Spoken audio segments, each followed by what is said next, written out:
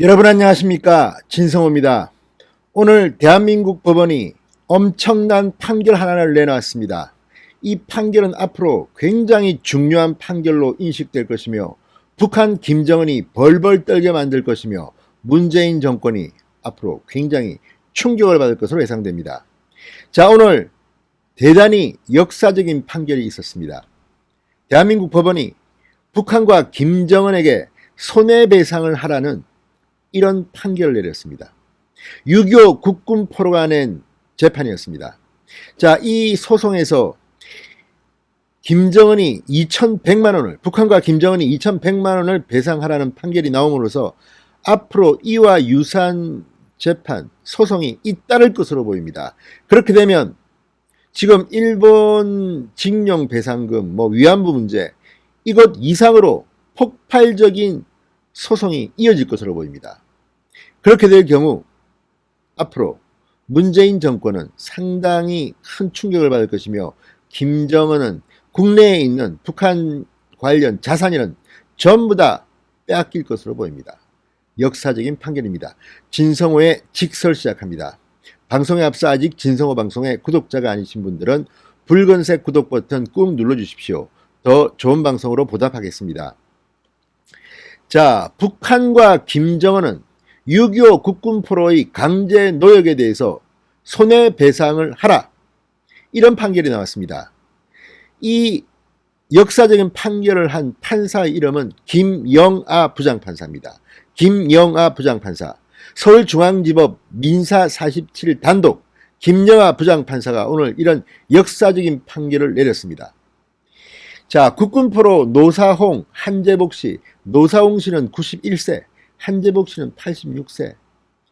정말 굉장히 오랜 세월을 참았던 두 분이 북한과 김정은을 상대로 제기한 손해배상 청구 소송에서 원고 승소 판결을 김영아 부장판사가 내렸습니다. 그리고 북한과 김정은은 두 사람에게 각각 2,100만 원씩 배상하라고 명령했습니다. 자, 대한민국의 재판정에서 김정은이와 북한이 돈을 물어내라는 이런 판결을 내린 겁니다. 자, 두 사람은 6.25 전쟁에 참전했던 사람들입니다. 그리고 북한군의 포로가 되어서 정전 후에도 송환되지 못하고 내무성 건설대에 배속돼 탄광 등에서 노동력 착취를 당했다. 그리고 이 기간 동안 못 받은 임금, 정신적 고통에 대한 위자료를 포함해 1인당 1억 6,800만 원을 김정은이에게 청구하는 소송을 2016년 10월 냈습니다.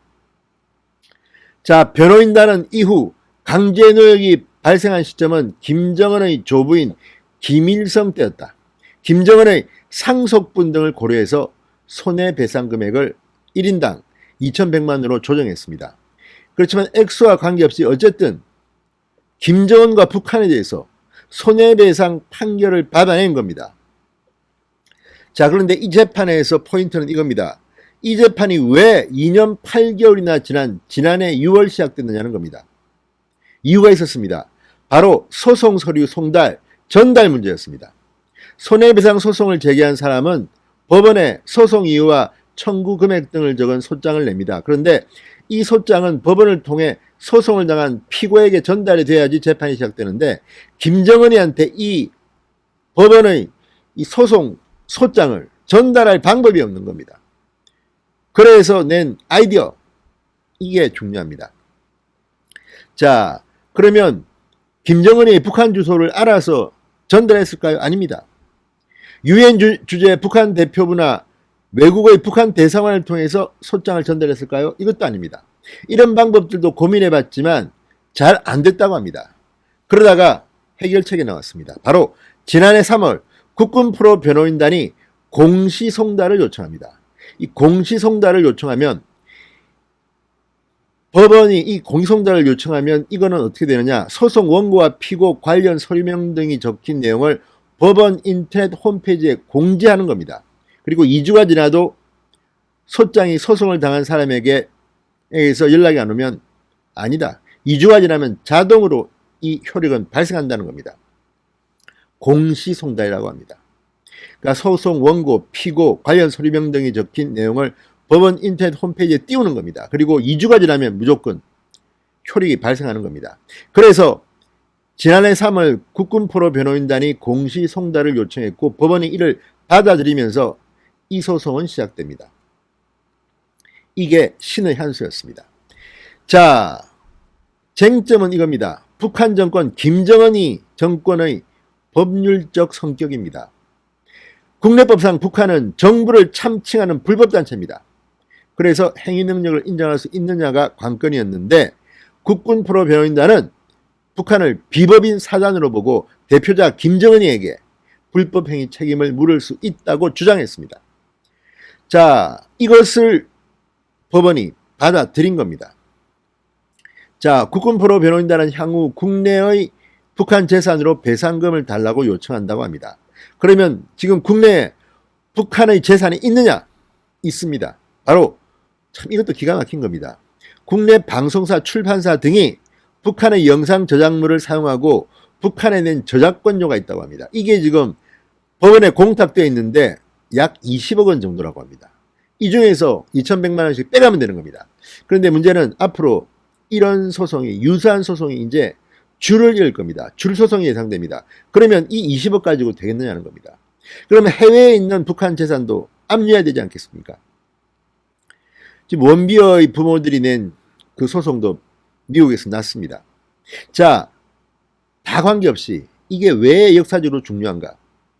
대한민국 법원이 김정은의 만행을 인정했다는 겁니다. 이것은 지금 민사소송입니다. 손해배상 소송입니다. 그렇지만 앞으로 이런 식이라면 형사소송도 낼 수 있지 않겠습니까? 앞서 말했듯이 공시송달 이것만 하면 뭐 김정은이 주소 몰라도 대사관 통하지 않아도 가능한 것 아니겠습니까? 아무튼 대한민국 법원이 상당히 중요한 선례를 만들었습니다. 야, 김정은이와 북한이 2,100만 원씩 배상하라. 이 얼마나 충격적인 반응입니까? 그런데 이 판결을 과연 문재인 정권이 두고 볼지도 문제입니다.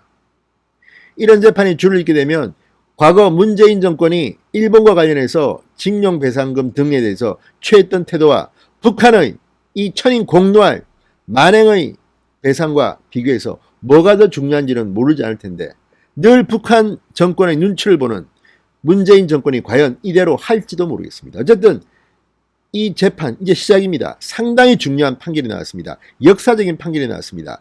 6.25 국군포로가 김정은이에게 손해배상금 2,100만 원을 1인당 받는다.